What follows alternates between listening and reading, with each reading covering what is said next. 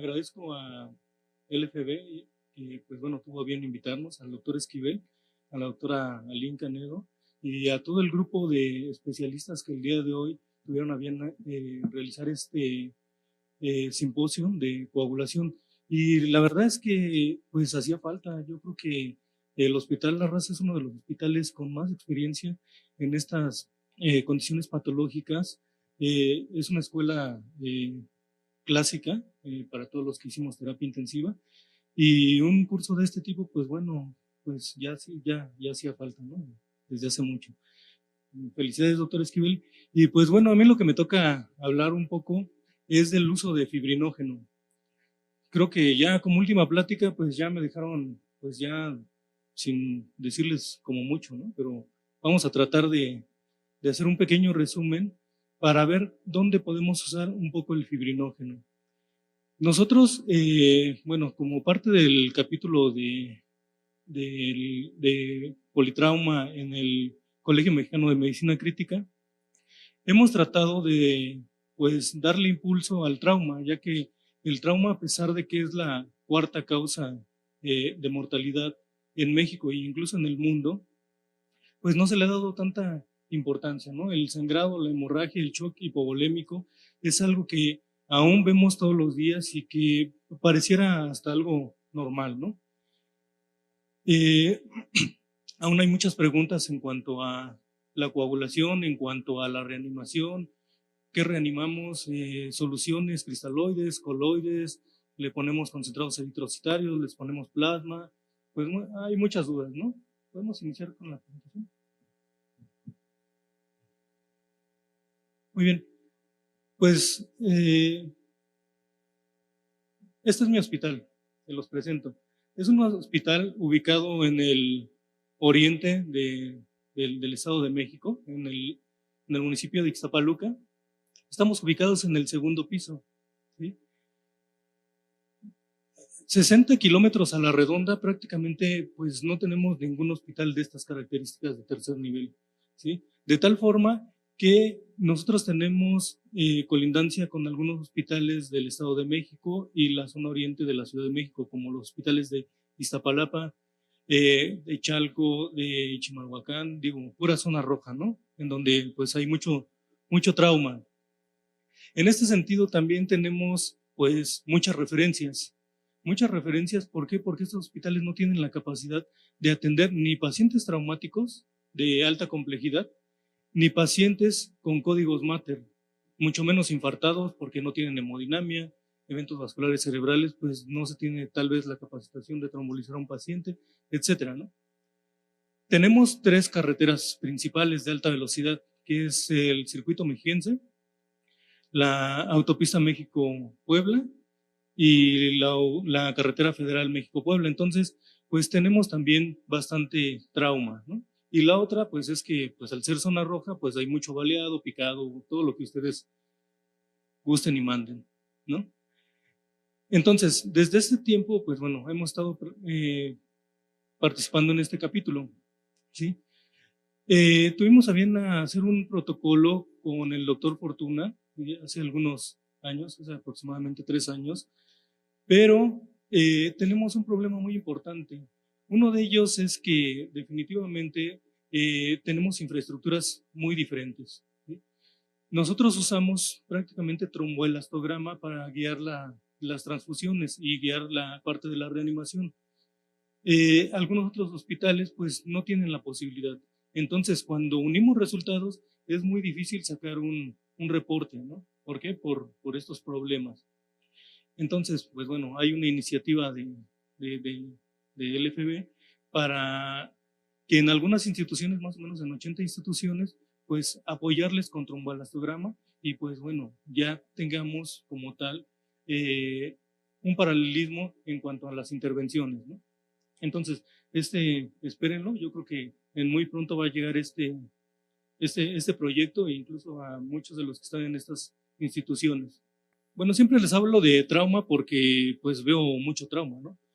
Pero si nosotros nos damos cuenta, en todos nuestros hospitales, la mayoría de los pacientes, o un 80% de los pacientes que llegan, tienen algún grado de sangrado o de hemorragia. Ok, gracias. Tienen algún grado de hemorragia, de tal forma que actualmente una de las principales causas de muerte en el país es la hemorragia, y no solo en el país, en el mundo. Entonces, tan solo fíjense, todas las cifras que se aportan a nivel internacional para el estudio del trauma son demasiadas, ¿no? Y eso tal vez no incluyendo a los códigos Mater, a los pacientes con alguna patología oncológica, hematológica, etcétera, ¿no? ¿Y qué es lo que pasa cuando hay hipovolemia? ¿Y qué es lo que pasa cuando hay daño endotelial? Fíjense, este es un estudio que salió en el Nature, ¿sí? En donde muestran o exponen a un cerdito a estado de choque, ¿no? Hipovolemia. Aquí lo vemos a los 30 minutos y a los 120 minutos. ¿Sí? Si nos damos cuenta, ¿no? La arteria o el vaso sanguíneo, el capilar, ¿sí? En un inicio, pues va en un flujo laminar, un flujo completamente normal. ¿Sí? A los 30 minutos ya empezamos a ver cómo hay daño, ¿sí? A nivel de las paredes y el eritrocito empieza a deformarse. Y vemos a los 120 minutos cómo el eritrocito ya prácticamente tiene cizallamiento con lo que es la pared vascular y obviamente con el endotelio. Ya empieza a haber infiltrado, ¿sí? En las paredes y en la íntima del vaso, de tal forma que conforme va pasando el tiempo va a haber mucho más daño endotelial, lo cual nos va a provocar agregación plaquetaria, procesos proinflamatorios, liberación de citocinas proinflamatorias y todo lo que gusten y manden y lo que ya les dijeron previamente, ¿no? Esto es lo que vemos en un endotelio normal. Este endotelio, pues ya sabemos que tiene varias características. Dentro de ellas, transporte, ¿sí? Que puede ser transcelular y paracelular, que aquí se demuestra, ¿no? En este dibujo, ¿sí? Pero aquí lo importante es que cuando el endotelio está normal, pues obviamente evita que las plaquetas y todos los factores de la coagulación pues echen a andar y provoquen coágulos, a menos de que el paciente tenga alguna patología y haya una trombosis intravascular diseminada y pues bueno, el paciente tenga otras características, ¿no? Pero en un contexto normal, el óxido nítrico y las prostacyclina evitan que la plaqueta se agregue, ¿sí? De tal forma que cuando hay algún daño en esta barrera, ¿sí? Lo que provoca es que precisamente haya agregación plaquetaria, haya liberación de factor tisular y se echa a andar toda la vida de coagulación, ¿sí? Este es un endotelio, ¿sí? Normal, bueno, este de aquí, en donde vemos que prácticamente la estabilidad del endotelio va a estar dado por estas uniones, ¿no? Que de alguna u otra forma permiten el paso de forma selectiva de algunas sustancias pues plasmáticas, ¿no? Pero en condiciones normales, sobre todo cuando hay inflamación, pues estas uniones se separan de tal forma que hay ruptura de estas uniones, sobre todo de caderinas y cateninas, ¿no? Que de alguna u otra forma van a ser parte de la fisiopatología del síndrome de fuga capilar, ¿sí? Y obviamente pues van a echar a andar pues todo el mecanismo de coagulación. Aquí vemos la vía que yo creo que ya está, se la aprendieron, ¿no? En donde pues tenemos un daño a la íntima del endotelio, va a haber liberación de factor tisular, este factor tisular y la liberación de colágeno pues van a echar a andar toda la vía de la coagulación. Van a inicialmente a provocar que el colágeno sea uno de los principales estimuladores de la agregación plaquetaria, pues junto con el fibrinógeno formen el primer trombo, que es el trombo blanco, y posteriormente con toda la vía de la coagulación final, que ya les explicaron, formen el trombo amarillo y finalmente se le dé una polimerización a ese trombo y se estabilice y bueno, finalmente tape la lesión, ¿no? En condiciones normales el glucocálix pues lo vemos, ¿no? Bien bonito, etcétera, ¿no? Pero en condiciones anormales pues vemos que todas estas lesiones causan que haya un daño en el endotelio, lo cual provoca que finalmente haya liberación de todos estos factores proinflamatorios, que haya liberación de la cascada de coagulación, que haya agregación plaquetaria y de alguna u otra forma, pues cuando hay estas lesiones, y generalmente eso lo provocamos cuando reanimamos, cuando metemos mucho volumen, ¿sí? Y hay agregación plaquetaria, pues que esas plaquetas, bueno, hay que recordar que las plaquetas también liberan fibrinógeno y en el plasma pues es el principal factor de coagulación que hay, ¿no?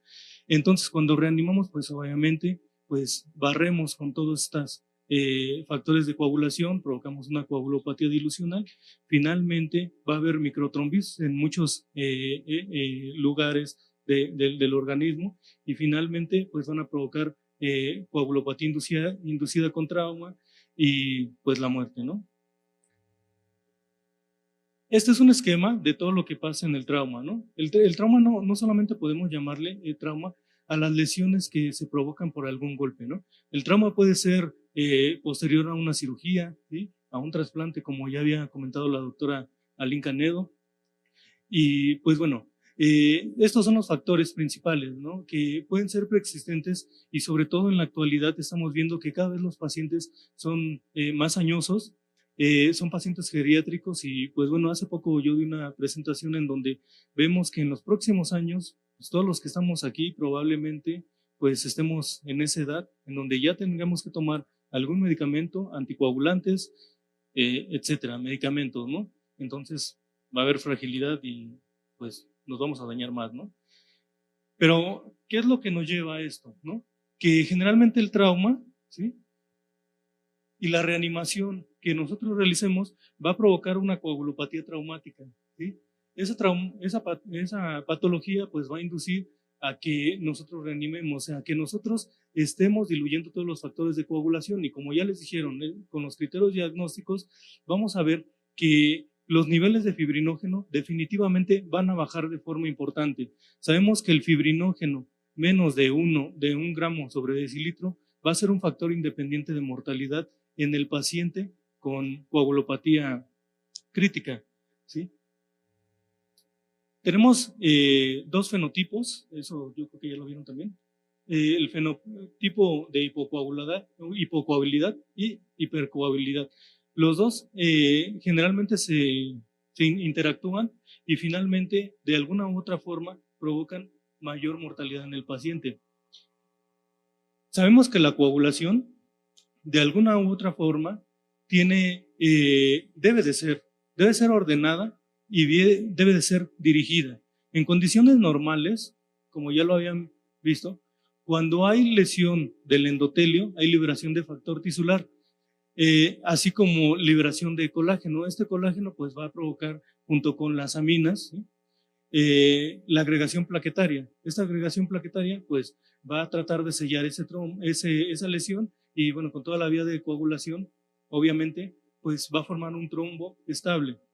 Pero en condiciones anormales o en una respuesta no adaptada, ¿no? Una mala respuesta, pues prácticamente vemos que el endotelio tiene una lesión importante en donde el glucocálix ya no está funcionando, hay una forma desordenada y hay un coágulo que no es nada estable, de tal forma que el fibrinógeno que normalmente se encuentra a nivel plasmático no es ni el suficiente ni forma un coágulo de buena calidad, ¿sí? De tal forma que nosotros cuando estamos en el contexto, ¿sí?, de una coagulopatía, pues los niveles, y bueno, de sepsis y de algunas otras patologías más, el fibrinógeno prácticamente no va a ser suficiente para formar coágulos estables, ¿sí? De tal forma que la coagulación no se va a dar ni de la mejor forma, no va a estar dirigida y mucho menos ordenada, ¿sí?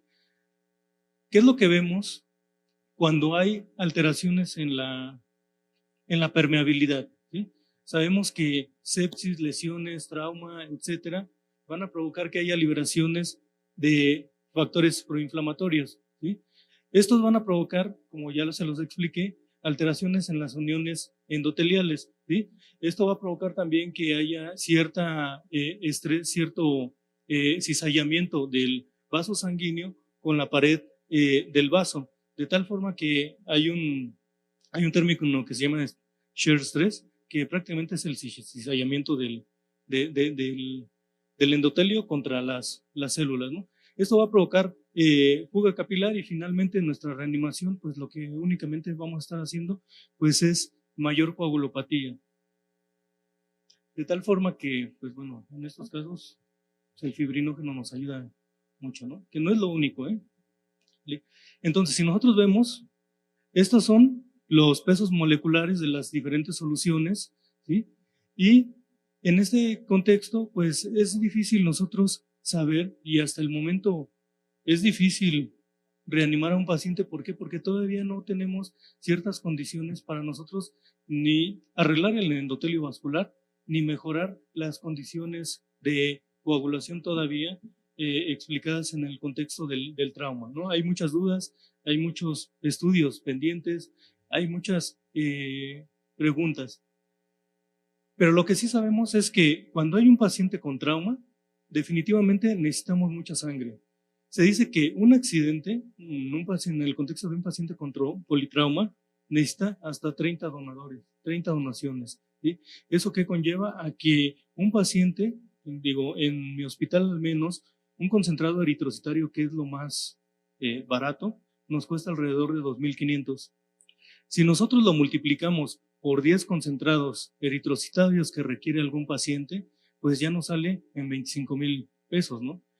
Eso, si nos vamos a las guías, como dice que tenemos que darle una relación 1-1-1, pues bueno, ya es un dineral, ¿no? Y finalmente la reanimación, pues no es la mejor porque son reanimaciones empíricas, ¿sí? Lo que estamos haciendo actualmente, pues es prácticamente guiarlo por tromboelastograma. Sin embargo, como les decía, hay muchos problemas con la mayoría de las instituciones. ¿Por qué? Porque no se tiene la infraestructura. No sé de aquí cuántos de ustedes tienen tromboelastogramas sin contar a los de la raza, ¿no? Que ellos sí tienen todo, ¿no? Y nosotros también, ¿no? Pero bueno, en algunos otros hospitales no se tiene el recurso, ¿no? Entonces, a veces ya la reanimación mediante tromboelastograma pues se torna de alguna otra forma difícil, ¿sí? Sin embargo, dentro de todos los estudios y todas las recomendaciones, pues sí se ha visto, ¿no? Que cuando nosotros usamos tromboelastograma, pues definitivamente reducimos la cantidad de transfusiones y con ello, pues toda la reducción de las complicaciones que ya comentó también la doctora Canedo y todos mis profesores, ¿sí? En base al FIMTEM, que prácticamente es de lo que van a hablar al rato en tromboelastometría y tromboelastografía, pues podemos determinar los niveles de fibrinógeno, ¿no? Si tiene el ángulo A5 más o menos de 15 milímetros, estaríamos hablando de que el paciente tiene niveles de fibrinógeno de alrededor de 3 gramos sobre decilitro. Si nosotros tenemos el ángulo A5 con 10 milímetros de mercurio, tenemos alrededor de 2 gramos sobre decilitro. Y si tenemos 6 milímetros, pues prácticamente estaríamos hablando de 1 gramo sobre decilitro, de tal forma que nosotros con tromboelastograma también podríamos decir cuánto y cuándo vamos a administrar fibrinógeno a los pacientes, ¿sí? Ahora, ¿qué es lo que están haciendo prácticamente los estudios internacionales? Precisamente, una de las condiciones que actualmente se está viendo es que ya no se transfunda a los pacientes. ¿Por qué? Porque sabemos que la mejor transfusión es la que no se realiza. De tal forma que nosotros entre menos transfundamos, menos complicaciones. Ahora, todos estos procoagulantes que están saliendo en el mercado precisamente están ahorrando costos y complicaciones, días de estancia hospitalaria y pues un menor tiempo de hospitalización en el paciente que tiene estas características, de tal forma que la mayoría de las guías, la mayoría de los artículos, pues se están guiando y están administrando pues precisamente estos procoagulantes, ¿no? Sabemos que el fibrinógeno se encuentra en el plasma entre 200 y 400 miligramos sobre decilitro. La mayoría de las recomendaciones es que nosotros administremos fibrinógeno cuando los niveles están en menos de 150 miligramos sobre decilitro. Hay algunos estudios que se han hecho, incluso me parece que la doctora de anestesia de Monterrey ha hecho algunos estudios en donde ellos han visto en la paciente ginecológica mejor en el pronóstico con niveles arriba de 300, 400 miligramos sobre decilitro. Esto, pues, como todo, necesita muchos estudios, ¿no? ¿Por qué? Porque los niveles normales, pues, más o menos están entre 200 y 400, ¿no? Entonces, digo, habría que ver algunos estudios, pero lo que sí sabemos es que la administración temprana de fibrinógeno en el contexto de urgencias sí mejora la mortalidad hospitalaria, ¿sí? Este es un resumen de todos los elementos de cómo debemos de guiar la reanimación y la administración de procoagulantes de acuerdo al tromboelastograma, ¿sí? Esto, pues, bueno, lo podemos ver y ya lo vimos en diapositivas previas, ¿sí? Igual, el mismo artículo en el Critical Care en el 2013, pues nos dice que si nosotros tenemos un ángulo A5 menor de 35 milímetros, nosotros podemos administrar concentrados de fibrinógeno o crioprecipitado, ¿no?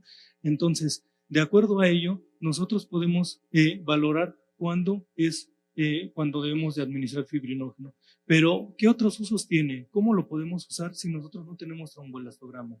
¿Sí? Cuando el paciente está sangrando, sabemos, y por fisiopatología ya vimos que el fibrinógeno es el que mayormente se usa. ¿Por qué? Porque se usa directamente en la primera parte de la hemostasia, que es la agregación plaquetaria. Cuando entra en contacto el factor tisular y el colágeno, pues agregan la plaqueta, ¿no? La plaqueta, a su vez, va a provocar que se liberen gránulos de fibrinógeno a la circulación para, de alguna u otra forma, tratar de polimerizar ese coágulo, que ese coágulo pues va a ser el coágulo inestable. Después se va a liberar prácticamente toda la cascada de coagulación y pues bueno, se va a llevar a cabo el coágulo estable, ¿no? Pero ¿qué es lo que pasa cuando un paciente sangra? ¿Sí? Pues todos esos factores de coagulación ni van a estar dirigidos, ni van a estar ordenados, ¿sí? De tal forma que cuando un paciente llega al hospital, al servicio de urgencias o a cualquier otro hospital, incluso en el prehospitalario, pues lo primero que hacemos es administrar soluciones, ¿sí? Administramos 1000 de solución Harman, 1000 de salina y pues bueno, carguitas conforme va evolucionando el paciente, ¿no? A lo mejor si tenemos ultrasonido lo guiamos con ultrasonido, pero si no tenemos ultrasonido, pues a lo mejor con lo que nosotros tengamos, ¿no? Gasometría, PVC, uresis, TA, no lo sé, ¿sí? Pero lo que sí sabemos es que se van a administrar grandes volúmenes de soluciones. Aunado a esto, vamos a administrar probablemente plasma, plaquetas, concentrados eritrocitarios. Esto va a diluir prácticamente las concentraciones de fibrinógeno en el plasma, ¿sí? En ese contexto sabemos, y difícilmente algunos hospitales vamos a tener la posibilidad de nosotros tomar niveles de fibrinógeno, ¿sí? En el contexto de urgencias y prehospital. Entonces, de forma empírica se sabe que los niveles de fibrinógeno en pacientes que sangran más de 2000 mililitros, pues va a estar por debajo de 100 miligramos sobre decilitro, de tal forma que las principales guías y los principales artículos hasta el momento demuestran que si el paciente tiene hemorragia crítica, ¿sí? En el contexto de urgencias, es indicado administrar hasta de 4 a 6 gramos de fibrinógeno, ¿sí? Con ello se ha demostrado disminución de la mortalidad. Más al rato vamos a ver un artículo. Ahora, las guías europeas, ¿sí? Desde el 2013, en niveles menores de 2 gramos sobre decilitro, ellos refieren que es indicado administrar fibrinógeno, ¿no? Ese también es un artículo, ¿sí? Un artículo que se publicó en el 2022, ¿sí? En donde ellos comentan que en la coagulopatía inducida por trauma, ¿sí? Nosotros, si tenemos un fibrinógeno menos de 1.5 gramos sobre decilitros o el equivalente por pruebas viscoelásticas, nosotros podemos administrar concentrados eritrocitarios sin ningún problema, sin miedo. Este otro artículo, los efectos del concentrado de fibrinógeno y plasma fresco congelado. Aquí en este artículo ellos comparan la administración de plasma contra fibrinógeno y un control, ¿sí? En este contexto, ellos estudiaron alrededor de 200 pacientes, ¿sí? Con las mismas características basales, ¿sí? Y lo que ellos veían es que cuando comparaban la sangre que administraban a las 24 horas, el líquido que administraban en las primeras 24 horas, necesidad de ingreso a la terapia intensiva, necesidad de ventilación mecánica, de falla orgánica múltiple, sepsis, duración de la hospitalización y la mortalidad, ellos veían que cuando administraban fibrinógeno disminuían prácticamente todas estas variables, ¿sí? De tal forma que ellos concluyen que los pacientes que recibieron fibrinógeno disminuyen tanto la estancia hospitalaria, disminuyen la transfusión, la disminución del volumen de líquidos y sobre todo la mortalidad, ¿no? Que es uno de los aspectos más importantes que se miden en los estudios. Este es otro estudio, ¿sí? Que se realizó en el 2022, este es prácticamente nuevo. En este estudio lo que miden es la administración de concentrado de fibrinógeno contra crioprecipitados. Sin embargo, pues bueno, este artículo, a pesar de estar distante o no paralelo, ¿por qué? Porque fueron alrededor de 6.500 pacientes, pero solamente se administró concentrado de fibrinógeno en 85, ¿sí?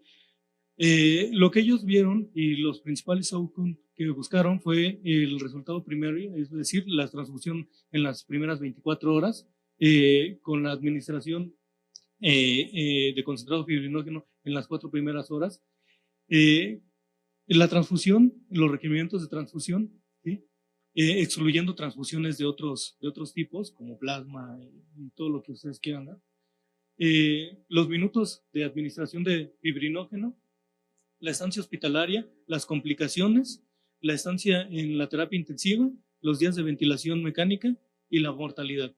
Y ellos concluyen, ¿sí?, que si bien es cierto no hay diferencias en la mortalidad, sí hay diferencias y hay reducción en las transfusiones en las primeras 24 horas, de tal forma que el fibrinógeno, pues si bien es cierto que hay controversias en cuanto a la mortalidad, pues está completamente indicado para disminuir la transfusión sanguínea. Hay una iniciativa que es las guías Stop to Bleeding, que pues ya tienen años, ¿no? Ahorita ya vamos en la 5ª edición, pero por ahí del 2000 inició esta iniciativa y ahorita los gringos ya también copiaron algo de esto, ¿no? Ya también tienen su Stop to Bleeding gringo, pero los primeros que iniciaron fueron los europeos. Ellos dan una serie de recomendaciones y paquetes de seguridad, entre ellas, pues, como todos sabemos, ¿no? El trauma también es tiempo dependiente. Si a un paciente se le da control de daños en las primeras horas, pues obviamente el pronóstico es completamente diferente a un paciente que se le da una reanimación, pues pasando horas o días, ¿no? Como en México suele pasar, ¿no? Tan solo en tiempos, ¿no? Nosotros estamos haciendo una plataforma en donde estamos midiendo precisamente tiempos y hemos visto que muchos de los pacientes con trauma que llegan a los hospitales, pues en algunos casos, tan solo de que llega una ambulancia al sitio del trauma, se tardan hasta 4 o 6 horas, ¿no? Entonces es muy largo el tiempo. Ahora, de que llegue la ambulancia a un hospital que tenga infraestructura para recibir a un paciente con politrauma y grave, pues se tarda alrededor de 2 a 3 horas. Entonces es mucho tiempo, ¿no? Estamos hablando alrededor de 8 horas para que un paciente llegue a una unidad hospitalaria donde le pueda ofrecer alguna terapia de calidad, ¿no? Entonces, en estas recomendaciones, pues habla acerca de la reanimación, habla acerca de cómo nosotros podemos y debemos administrar pues los diferentes procoagulantes y los diferentes factores que nos pudieran ayudar a mejorar la coagulación. En el caso de fibrinógeno, nos comentan ellos y nos recomiendan que si el sangrado es significativo y se acompaña de signos viscoelásticos de déficit de fibrinógeno, pues obviamente lo podemos administrar con dosis iniciales de entre 3 y 4 gramos, ¿sí? Y esto pues lo debemos de ir monitorizando mediante pruebas viscoelásticas, ¿no? En este sentido, pues ellos recomiendan que si la prueba viscoelástica posterior a 4 horas de la administración de la primera dosis, y si todavía nuestra prueba nos dice que tiene alteraciones de coagulación, podemos repetir una segunda dosis. ¿Sí? Nos hablan de desmopresina, complejo protrombínico, inhibidores del factor 10A, ¿no? Entonces, eso ya lo comentaron. Ya les comentaron también los factores. ¿Sí?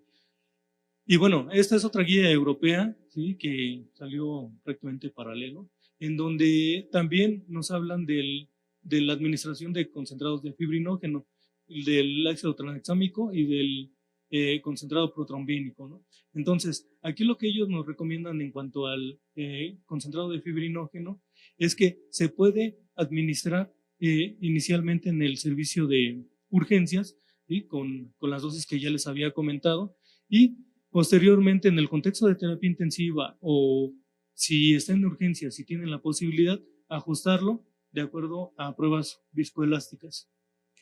Y bueno, este es el libro de Politrauma que nosotros y todo el grupo, incluyendo al doctor Esquivel, la doctora Aline Canedo, pues tiene poco que se publicó. Viene mucho de lo que se ha comentado aquí y de lo que hemos venido comentando. Y pues bueno, esperemos que esta plática les haya ayudado un poco a tomar algunas decisiones. Y pues lo que siempre hemos comentado, que a veces no es que tengamos poco tiempo, sino que perdemos mucho y el tiempo es vida. Muchas gracias.